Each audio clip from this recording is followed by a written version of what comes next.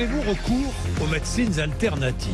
Les médecines alternatives sont très nombreuses. Nous ouvrons le débat parce qu'il y a des médecines alternatives qui sont très efficaces et que beaucoup apprécient, que beaucoup utilisent d'ailleurs. 0826 300 300, vous nous dites si vous avez recours aux médecines alternatives, si ces médecines alternatives vous satisfont, si elles vous font du bien, on en parle. Mais attention aux dangers parce qu'il y a des excès également.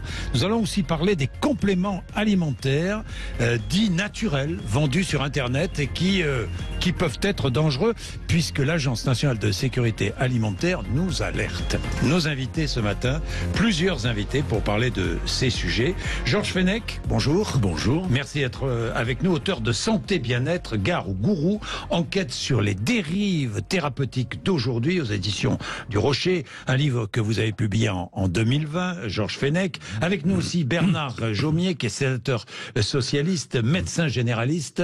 Je conseillerais à Doctolib de se rapprocher des ordres professionnels s'ils ne l'ont pas déjà fait, et de s'en tenir aux professions reconnues pour le moment. Avez-vous déclaré à propos de la petite polémique autour de Doctolib, dont polémique que nous avons vécue cet été. Et puis, autre invité, Marc Lequenven.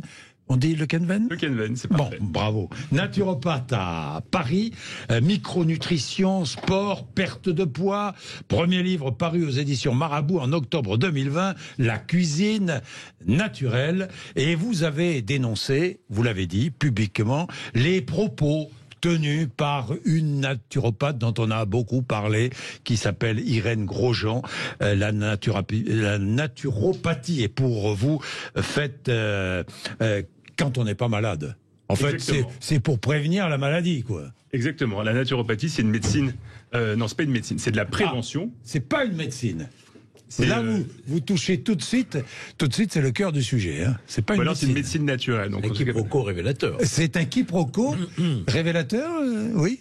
Ah oui, je ne doute pas de la bonne foi de notre naturopathe, mais lui-même emploie le terme de médecine, donc... Oui. Ouais, est-ce qu'il s'agit d'une médecine douce? Est-ce qu'il s'agit de...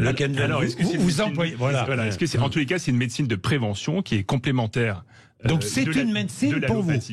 C'est une médecine. Une médecine douce, et en tous les cas, et qui ne vient pas remplacer la médecine allopathique, celle que l'on connaît tous, et qui utilise des méthodes naturelles pour préserver la santé. Alors, je vais donner quelques médecines alternatives, parce qu'il y en a kyrielles. Il y en a des dizaines et des dizaines. L'ostéopathie, la chiropraxie, la méditation, qui serait une médecine.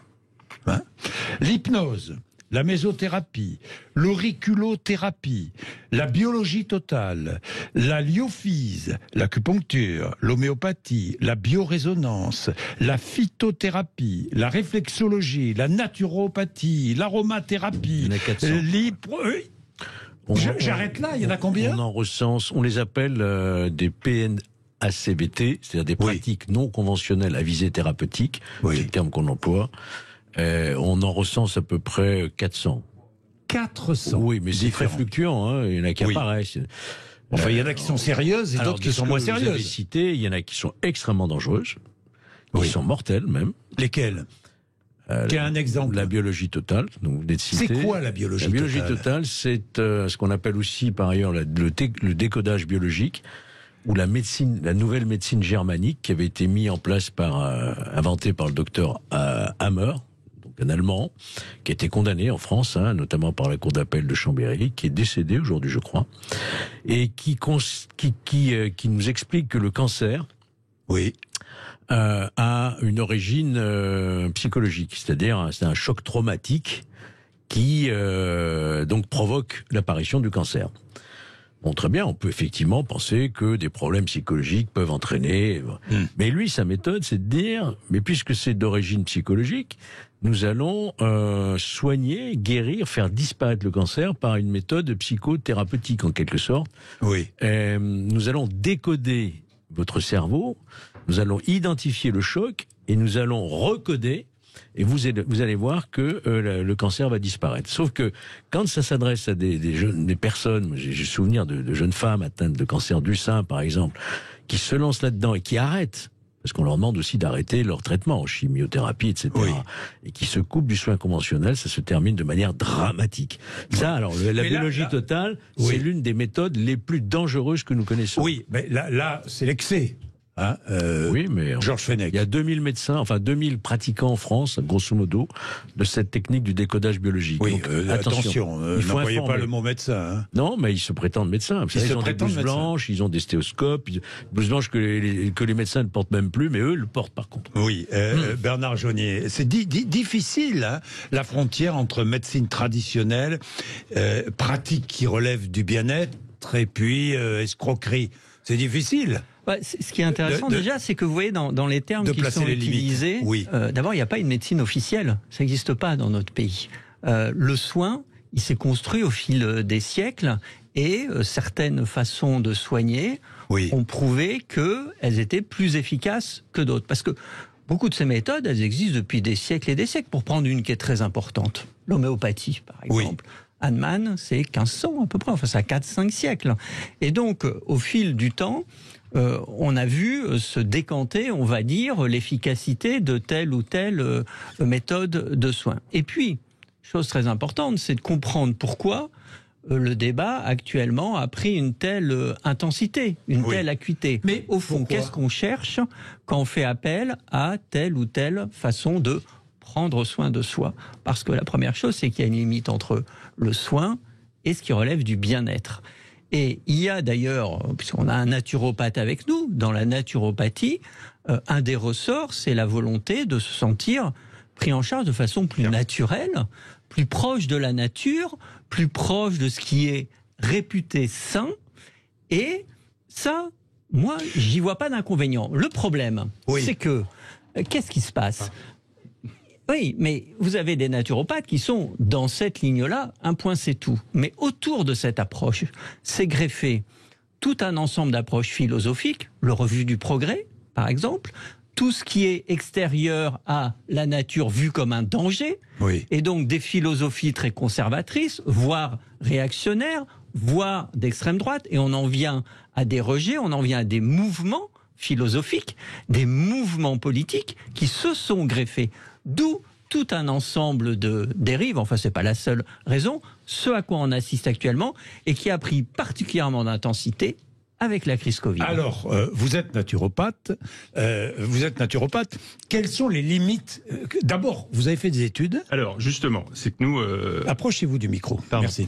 Vous avez fait des études ou pas ? On a fait, en France, il y a 8 écoles de naturopathie qui font partie de la FENA, Fédération des écoles de naturopathie, qui exigent un certain nombre d'heures pour pouvoir exercer le métier de naturopathie. C'est l'équivalent d'environ 1200 heures sur un petit peu moins de 18 mois. C'est-à-dire qu'en moins de 18 mois, on devient naturopathe.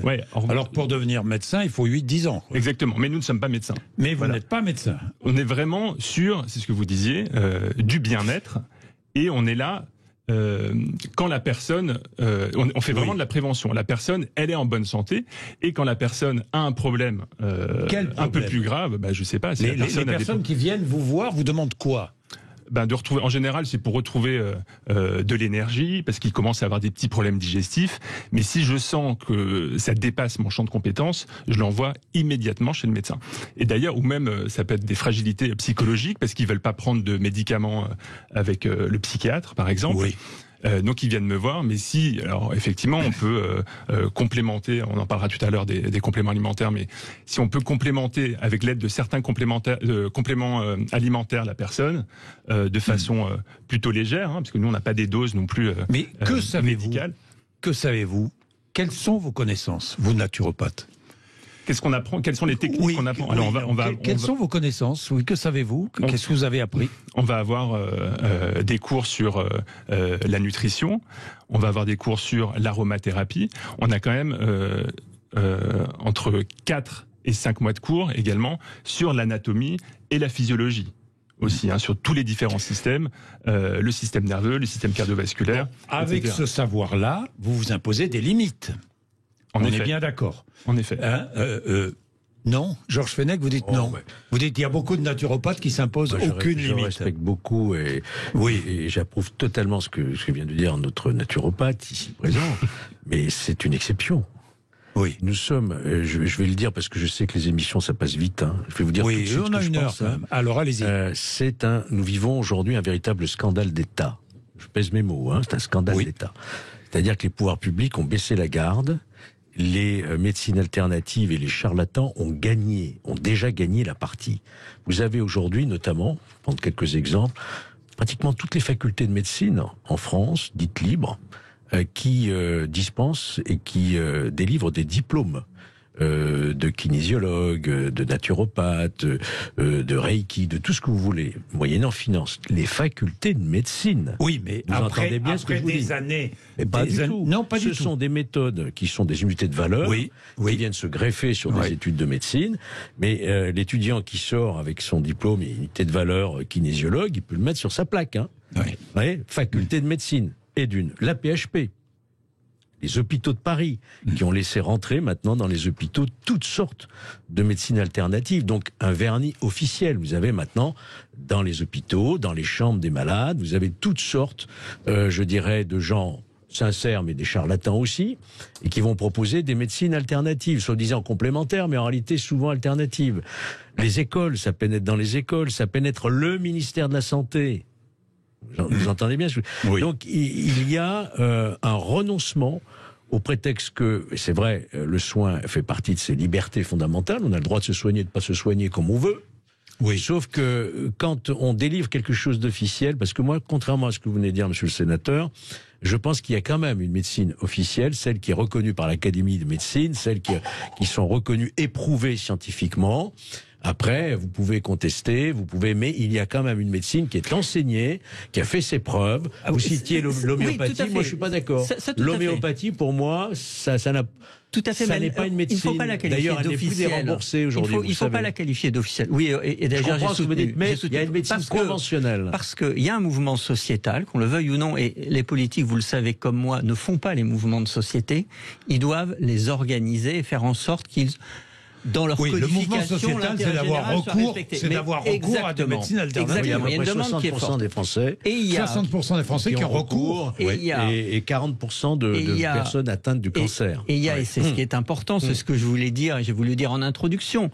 Il y a une médecine, un soin fondé sur la science, qui a largement fait ses preuves, au point qu'il a il apparaît comme la médecine officielle parce qu'il a démontré que, vous savez, ces médecines alternatives, c'est beaucoup de l'observationnel. C'est-à-dire, elles font leur légitimité sur dire, mais telle personne, on lui a apporté tel remède, et ça lui a fait du bien.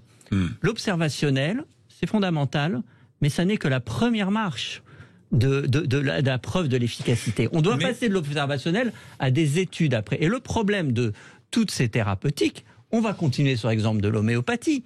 Il y a eu pendant des années des tentatives pour essayer de démontrer une preuve de l'homéopathie et aucune preuve n'a pu être démontrée. Et donc, il y a une opinion publique et une société qui, cette rationalité, ce progrès, ce consensus qui s'est construit par la preuve, qui le rejette et qui est à la recherche d'autre chose. Bien, il est déjà 11h18, Georges Fenech, vous allez répondre, Marc Le Canven aussi. On soigne l'âme, on soigne le corps, on a recours, c'est vrai, de plus en plus souvent à ces médecines alternatives. Certaines sont très reconnues, je pense à l'acupuncture, l'homéopathie, bien sûr, l'ostéopathie, bien sûr, très reconnue, l'ithiopathie maintenant, qui est en train de se développer, l'hypnose, la sophrologie, par exemple. Nous allons parler de tout cela. Il est 11h18. Vous êtes sur l'antenne de Sud Radio. 0826 300 300. Je vois Olivier qui est à Beaucaire, qui a eu affaire à des magnétiseurs qui étaient de vrais pros. À tout de suite. Nous parlons de ces médecines alternatives. C'est vraiment passionnant. J'ai d'autres exemples. Le respirianisme, c'est quoi ça? C'est le summum de tout. Ah oui, c'est quoi? Ça a été inventé par une Australienne, Helen Green, qui se fait appeler Jasmuen, ça fait mieux, et qui prétend se nourrir depuis de très nombreuses années de prana. C'est-à-dire d'air et de lumière, un peu comme une plante, la photosynthèse. Elle se nourrit d'air et de lumière. Oui, c'est-à-dire qu'elle ne se nourrit plus de nourriture terrestre. Oui. Voyez-vous, sauf que le problème, c'est qu'elle doit avoir 20 000 adeptes dans le monde, qu'on a eu des décès, des gens qui ont suivi son protocole des 21 jours, et on surveille ça de très très près. Alors le respiralisme, pour elle, c'est évidemment la solution de la famine dans le monde, etc., puisqu'on n'a plus besoin de se nourrir. Oui. Vous voyez les excès dans lesquels on peut tomber, quoi. Oui. La méditation, qui est à la mode, là, maintenant. Hein. Oui. Tout le monde parle de méditation. La méditation, ce n'est évidemment pas une médecine, on est bien d'accord. Mais ça a des effets relaxants. Oui. D'accord. On ne dit pas que c'est une médecine. Vous avez des méditants, des grands professionnels qui finissent par, à travers de la méditation, petit à petit, mettre sous emprise la personne qui devient complètement addict et qui va se couper de sa vie familiale, professionnelle et qui va méditer en permanence. On a vu des excès comme ça. La méditation, c'est la porte ouverte au gourou. Pourquoi pas ? Mais c'est toujours pareil. Il y a certains qui abusent et évidemment, le patient, en fait, devient un adepte, quoi. L'anthroposophie, ça, je ne sais pas ce que c'est. Alors ça, c'est le plus influent aujourd'hui en France, on peut dire dans le monde. L'anthroposophie, peu de gens savent ce que c'est, et ça existe partout. Ça a été inventé par un certain Rudolf Steiner. Au XVIIIe siècle, je crois. C'est donc toutes les écoles Steiner, par exemple. Vous savez, il y a des écoles Steiner, Adolf Steiner. La ministre Nissen avait sa propre école. La ministre de la Culture avait sa propre école. Ancienne ministre de la Culture. Alors l'anthroposophie, c'est très ésotérique. Hein, ce serait long d'expliquer tout ça, mais on croit beaucoup en la vertu du gui. Par exemple, le gui soigne le cancer. Donc on fait des injections de gui, voyez-vous. Parce que le gui a échappé à l'attraction terrestre. Oui, on est dans un monde ésotérique. Mais l'anthroposophie, c'est aujourd'hui des banques, c'est des écoles, c'est de l'industrie, c'est de les vins soi-disant bio. Vous avez des grands vins qui utilisent... Pardon ? En biodynamique, pas les vins biologiques. Biodynamique, alors les gens confondent bio et biodynamique. Donc ça infiltre tous les secteurs de la société. Georges Fenech, vous le dites, tous les trois d'ailleurs, je l'ai entendu, vous avez prononcé le mot cancer, qui est la maladie la plus grave. La maladie la plus grave. Et évidemment, quand il n'y a pas de réponse thérapeutique, on va chercher autre chose. Bien sûr, c'est humain. Le patient, c'est humain. Le patient va chercher autre chose, d'autres solutions. C'est là où on constate les limites de la médecine traditionnelle, la médecine classique, et qu'il faut soigner autre chose aussi quand on est atteint de cancer. Ça n'arrive pas qu'aux autres. Ça n'arrive pas. Mais bien sûr. Je cite souvent je comprends très bien. Je cite, si vous permettez, je cite souvent le cas de l'homme le plus génial, le cerveau le plus intelligent de notre époque, inventeur d'Apple, Steve Jobs, qui, atteint d'un cancer du pancréas, se fait pas l'idée qu'on puisse lui ouvrir le corps et tombe entre les mains d'un pseudo-chirurgien californien qui lui dit « Ne t'inquiète pas, j'ai ce qu'il faut ». Et il va le soigner avec du ghee, avec des jus de citron, etc. Ça se métastase. Sa femme, Lorraine, le prie de se faire opérer, c'est trop tard. Et il va perdre au moins, d'après son biographe, au moins 5 ans de vie. C'est-à-dire que Steve Jobs, l'homme le plus intelligent de notre génération, est tombé dans le piège. Vous voyez, ça n'arrive pas qu'aux autres. Non, ça vous fait... Mais non, mais parce que... bien sûr, parce que ça n'a rien à voir avec l'intelligence. Parce que, y compris, vous prenez quelqu'un qui a un cancer, on va lui appliquer un traitement qui a été construit, justement, par les données scientifiques, qui sont des données sur des études sur beaucoup de personnes. Il aura le même traitement que tout le monde. Parce que... Même si les traitements sont de plus en plus individualisés aujourd'hui. Alors, on est à l'aube, vous avez raison, c'est une autre question de la médecine personnalisée, mais on n'y est pas encore tout à fait. Et donc cette personne, quel que soit son degré d'intelligence, elle va se dire, oui, mais mon corps, il réagit quand même d'une façon différente. Et d'ailleurs, on dit aux patients atteints du cancer, si vous vous battez, vous avez plus de chances de guérir. Donc la volonté. Donc il va aller chercher, de toute façon, une approche individuelle, qui correspond d'ailleurs à notre époque, au fait d'une individualisation de notre société. Et donc personne n'échappe, personne. Moi je l'ai vu en travaillant en soins palliatifs, en hospitalisation à domicile, en oncologie, dans ma vie professionnelle. Personne n'échappe à cette quête-là, et qui est la quête de notre individualité, de notre personne. La question, c'est comment empêcher que s'engouffrent dans cette quête des personnes qui vont proposer des méthodes qui souvent visent à prendre de l'argent et qui sont totalement farfelues. et qui n'apportent au fond aucun bénéfice réel. C'est ça la vraie question. Marc Le Quenven, dans votre cabinet, vous voyez arriver des femmes, des hommes atteints de cancer? Très rarement. Enfin, très rarement. Ou alors, ça a pu arriver, mais en général... Ils ne le disent pas. Si, ils le disent, enfin, qu'ils ont commencé une chimiothérapie ou une radiothérapie, et qui sont là, et moi je suis là, vraiment pour les accompagner. Parce que voilà, quand on fait une chimiothérapie, le foie... des effets secondaires. Des effets secondaires, le foie va prendre cher, donc il y a certaines plantes qui peuvent aider, il y a l'alimentation également qui peut aider, mais on est vraiment là en accompagnement. Donc moi j'ai jamais eu de personnes qui sont venus dans mon cabinet pour les soigner d'un cancer avec certains régimes, par exemple. Et d'ailleurs, c'est vraiment dans notre code de déontologie. Oui, mais vous ne leur dites pas, avec ma méthode, je vais améliorer... Non, mais pour moi... Alors, vous leur dites, avec ma méthode, je vais améliorer... C'est là où on n'est pas d'accord. En fait, pour moi, ça reste une minorité qui dit ce type de choses. Georges Fenech ne le pense pas. Je ne sais pas, j'ai pas de chiffres précis, mais j'ai vu tellement de chiffres. Oui, je pense que c'est de plus en plus légiféré. Regardez les éléments qui sont recueillis par la Miviludes, l'UNATFI. Moi, j'étais président de la Miviludes pendant 4 ans. Je peux vous dire que j'en ai vu des quantités de charlatans naturopathes, ce qui ne remet pas en cause votre exercice à vous, qui me paraît tout à fait respecter des chartes, et vous êtes sur le registre du bien-être et non pas du soin du cancer, mais combien j'en ai vu. Oui, puis on peut citer aussi le mouvement anti-vax, qui n'a jamais été aussi fort qu'aujourd'hui. Voilà une méthode thérapeutique qui est aussi, très ancienne, qui a largement prouvé son efficacité, qui a permis à l'humanité d'éradiquer des maladies, et on a vu se développer à l'occasion de la pandémie de Covid un mouvement anti-vax extrêmement il y a des personnes, qui viennent me voir. Il y a des personnes qui viennent me voir pour savoir est-ce que je dois me faire vacciner, est-ce que je dois pas me vacciner. Moi, je leur dis en fait, il faut que vous en parliez à votre médecin. C'est votre médecin qui vous dira s'il faut se faire vacciner ou pas. Voilà, moi je peux leur dire, moi à titre perso, je suis vacciné. Je pense qu'il y a certains naturopathes qui le sont aussi, d'autres qui ne le sont pas. Mais bon, comme les médecins et comme d'autres thérapeutes. Vous avez cité dans la courte liste tout à l'heure la mésothérapie, l'auriculothérapie. Je veux dire, on nage en pleine hypocrisie.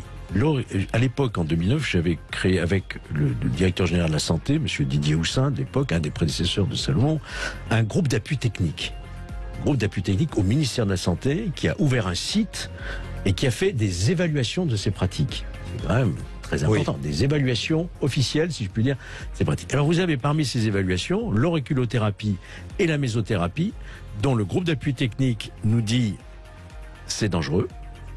Utiliser telle ou telle manière, ça présente des risques et des effets secondaires très dangereux. Et dans le même temps, la PHP a ouvert ses portes à l'auriculothérapie et la mésothérapie. Vous voyez, vraiment, on est en pleine hypocrisie. Alors justement, quelles sont les limites, quelles sont les frontières? C'est très intéressant. Nous allons avoir avec nous Véronique Suissa, qui est docteur en psychologie, directrice générale de l'agence Médecine complémentaire et alternative, qui sera là dans quelques instants. Des auditeurs aussi, Olivier, que je vais prendre, c'est promis, Julien, qui appelle de l'Essonne. Il est 11h31, à tout de suite. Est-ce que vous avez recours aux médecines alternatives? On en parle. Allez, Olivier est avec nous, Julien aussi. Olivier est à Beaucaire, dans le Gard. Bonjour Olivier. Oui, bonjour Jean-Jacques. Bonjour. Oui, mais moi j'ai recours à une médecine alternative. Alors je suis très cartésien, j'y croyais pas du tout. Et quand j'ai eu un zona, mon médecin m'a dit je peux rien pour toi. Par contre, il y a un magnétiseur qui va te l'enlever. Et le magnétiseur, il me l'a enlevé. J'ai entendu. Je ne croyais pas. Oui. Je ne croyais pas trop, quoi. Mais quand ma femme en a eu un, ça a été pareil. Il a enlevé des verrues à mon fils, des verrues plantaires. J'ai un fils qui a été renversé par une moto. Il a été traîné sur le goudron sur 10 mètres. Il était défiguré, la peau arrachée au bras, au coude, à la jambe, à la figure. Oui. Et on l'a amené chez ce monsieur. Et il le touche pas, en réalité. Il passe ses mains au-dessus, il fait des petites croix, des machins. Et il a été refusé à la kermesse parce qu'il était défiguré. Et là, aujourd'hui, il n'a plus une trace. Il n'a qu'une trace sur la jambe parce que le magnétiseur n'est pas passé à cet endroit-là. Il n'a même pas une cicatrice. Et moi, je n'y croyais pas. Honnêtement, je n'y crois pas parce que je dis, attends, les gris-gris, les machins, les potions magiques, je ne crois pas du tout. Mais Olivier, merci pour votre témoignage. J'ai entendu de très nombreux témoignages semblables. Vous aussi. Vous aussi. Et personne n'a la réponse. Hein. Non, mais qui a la réponse? Je veux dire, là, on est dans un autre domaine que les preuves scientifiques. Oui. On est dans un domaine, le magnétisme. Vous avez des gens qui ont cette faculté de vous soulager des douleurs par la position des mains, etc. Mais tant mieux. Oui. Monsieur nous dit le zona, bon, tant mieux pour lui. Oui. Là, je veux dire, c'est toujours pareil. La frontière, c'est si ce magnétiseur va vous dire arrêtez d'aller voir votre oncologue, c'est moi qui vais traiter votre cancer. Oui. Là, c'est fini. Vous tombez dans d'autres choses. Mais le magnétisme, le coupeur de ça veut dire que la médecine traditionnelle n'a pas toutes les réponses. N'a pas toutes les réponses. Et parfois, il y a utilité à aller compléter. De manière complémentaire. Voilà. C'est ce que je dis, compléter. Absolument. Compléter le traitement que vous suivez. Mais tout à fait. Nous avons Julien. Bonjour Julien. Oui, bonjour. Julien, vous êtes dans l'Essonne, hein, mon cher Julien? Tout à fait, dans l'Essonne, dans le 91. Merci d'être avec nous. Qu'est-ce que vous vouliez dire?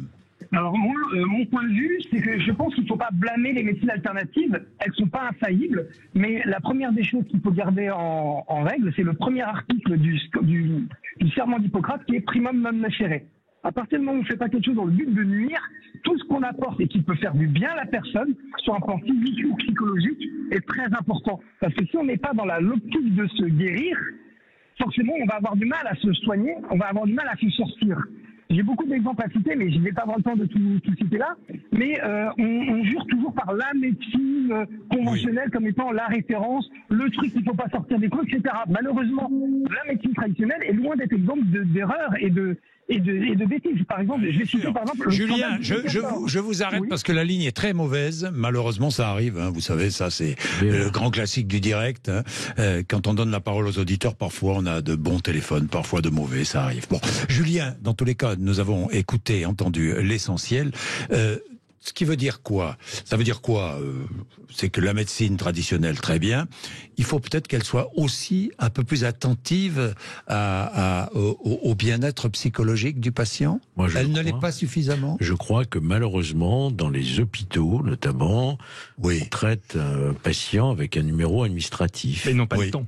Vous voyez, par manque de temps, de moyens, de formation. De formation, oui. Il ne faut pas oublier que le malade qui vient parce qu'il a un organe à se faire soigner, c'est aussi un être humain, doué de sensibilité, de crainte, de souffrance, et qu'il faut le traiter, comme on dit, de manière holistique. Prendre aussi... Et vu cette carence, effectivement, vous avez un grand nombre de charlatans, entre guillemets, là, qui le sont peut-être moins, qui traite cette question-là. Voyez-vous, donc c'est un point d'entrée de toutes ces médecines alternatives, c'est la prise en charge. Je pense que l'hôpital, la médecine conventionnelle, doit réfléchir là-dessus, effectivement. Bien. Véronique Suissa, bonjour.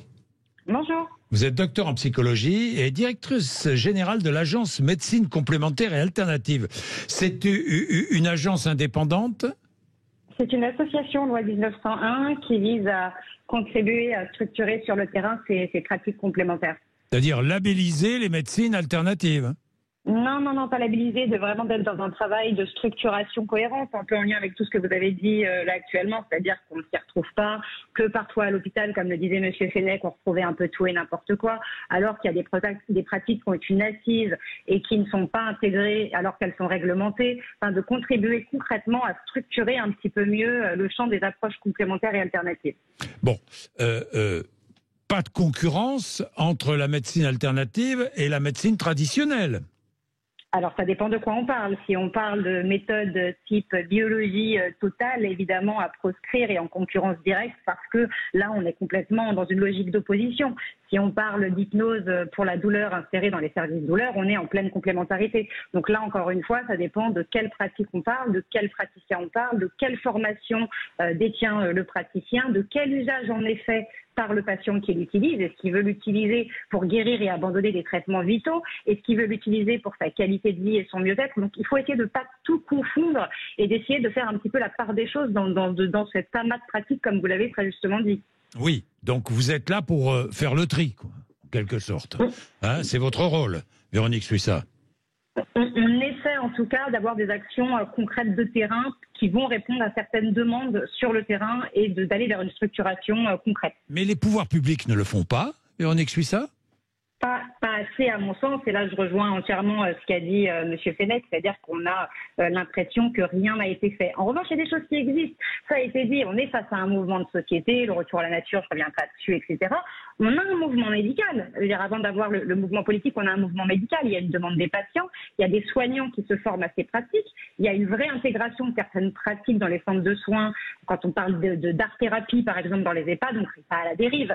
Donc tout ça, ça facilite aussi l'intégration de ces pratiques. Il y a un mouvement aussi scientifique et académique, il y a des recherches qui existent. Et effectivement, il y a un mouvement, on va dire, les balbutiements d'un mouvement politico-sanitaire avec une forme de valorisation du non médicamenteux par la HAS. Il y a de la réglementation de certaines pratiques quand même. Il y a des rapports qui existent. Il y a des résolutions qui existent européennes. Une proposition de résolution française qui a été portée par Agnès Firmin-Le Bodo en 2021, donc ça reste tout récent. Donc on voit bien qu'il y a les balbutiements, mais on n'ose pas y aller. On a un mouvement finalement qui part de la société, qui s'intègre dans la médecine, qui conduit à des recherches et qui amène tout doucement l'État essaie de s'en saisir, mais finalement pas de manière structurée. Et du coup, on a des problématiques de terrain. C'est-à-dire qu'on a un débat médical qui est complètement cristallisé entre des médecins qui dispensent et les intègrent versus des médecins qui crient au charlatanisme. On a des praticiens qui sont à des compétences inégales et parfois pour une même pratique. C'est-à-dire ceux qui sont formés en un week-end, ne les confondons pas avec ceux qui ont une formation reconnue. On a de la surinformation et de la désinformation. C'est-à-dire Mme Michu, elle ne va pas aller lire les rapports de la Miviludes, malheureusement. Donc à un moment donné, on est face à cette surinformation. On a une offre de pratique complètement illisible tant elle est prolifique et des visions qui sont très binaires. Entre on intègre tout ou alors tout est charlatanisme. On n'a pas de nuance, on est face à une vision binaire. Bien, merci Véronique Suissa, vous êtes là pour essayer d'y voir plus clair, si j'ai bien compris. C'est vrai qu'il y a la réglementation est suffisante ou pas, Georges Fenech? Non.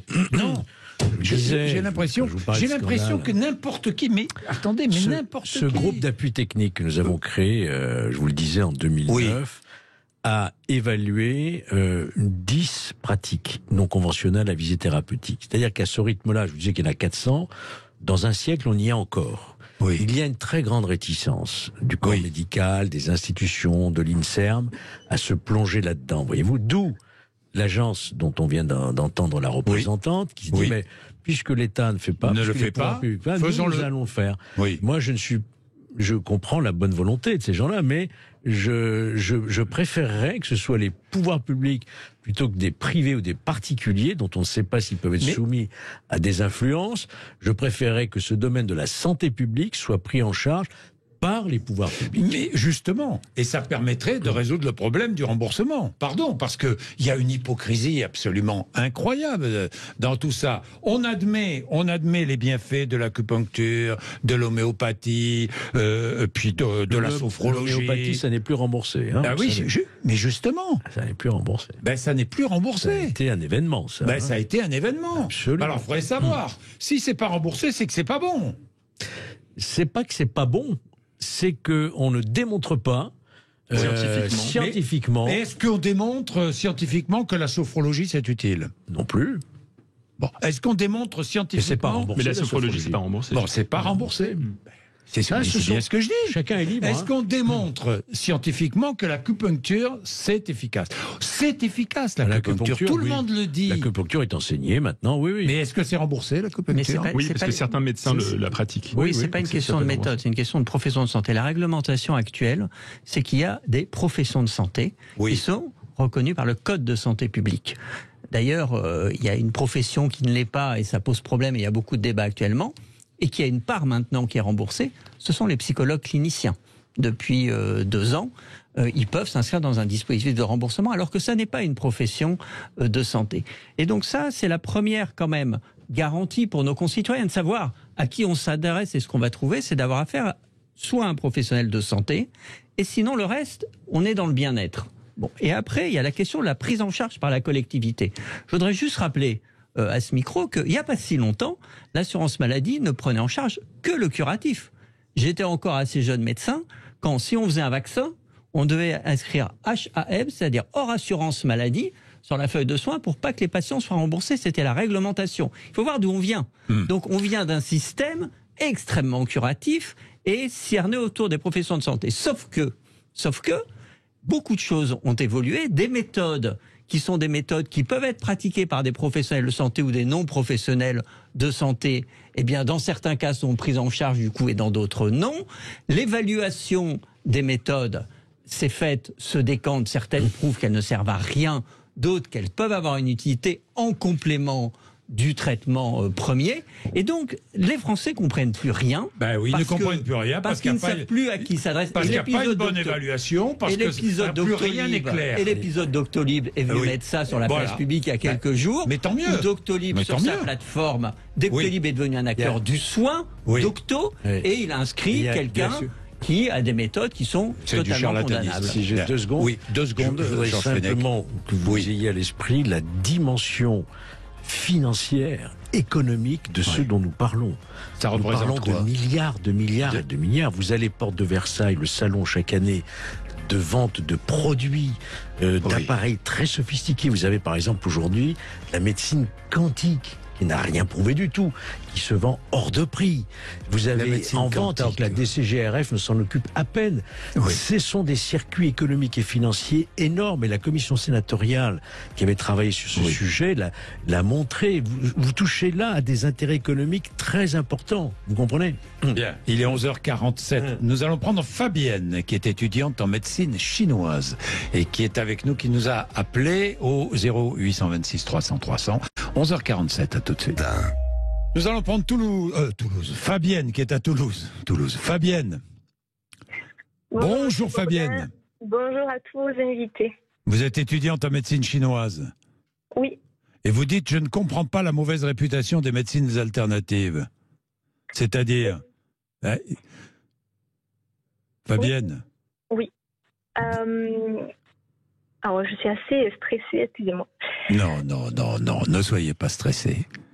J'ai écouté les débats qu'il y a eu jusqu'à maintenant. Pour moi, c'est pas une question de prise en charge. C'est une question de formation. Ce serait d'assurer une bonne formation sur ces médecines alternatives. Alors moi, mon parcours, c'est suite à un burn-out professionnel.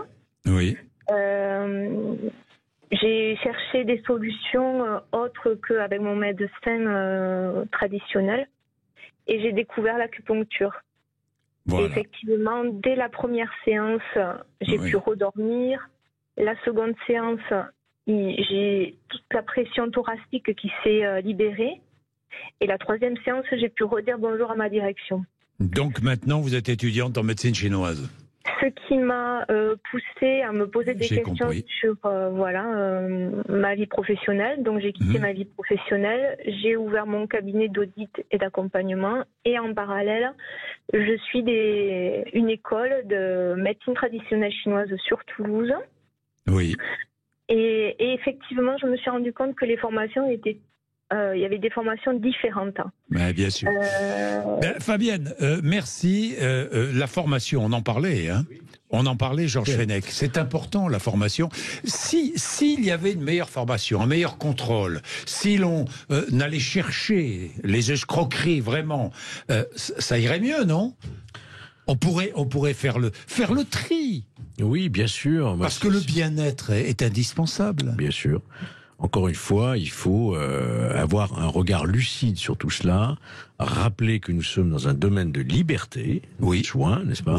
Mais qu'il y a une responsabilité des autorités médicales et du personnel de santé dans ce pays qui ont la santé entre leurs mains, notre santé entre leurs mains, et que donc on a besoin d'informations. On a besoin de comprendre, on a besoin de savoir où on met les pieds, parce que si vous tapez sur Internet, par exemple, cancer, quelqu'un, vous avez raison de le dire, qui cherche individuellement comment, etc., vous avez les sites sur Internet qui arrivent en premier devant le site e-cancer. Ils sont référencés officiel, parce qu'ils ont payé. Ils sont référencés. Mais évidemment. Et là, on vous propose tout ça. Mais vous ne savez pas où vous mettez les pieds. Mais exactement. Donc c'est un problème d'information. Mais alors, justement, puisque vous parlez de ça, parlons des compléments alimentaires, puisque la Haute Autorité de Santé nous alerte. Attention, il y a des compléments alimentaires qui sont extrêmement dangereux aujourd'hui. Notamment, on nous propose sur Internet des cures minceurs, par exemple, exemple, avec des produits dangereux, mais vraiment dangereux. Je regardais les témoignages dans plusieurs journaux. C'est là où est le rôle du naturopathe, justement. Le naturopathe peut avoir un rôle là-dedans. C'est qu'effectivement, on voit sur Internet tous les compléments alimentaires possibles et inimaginables pour, par exemple, perdre du poids.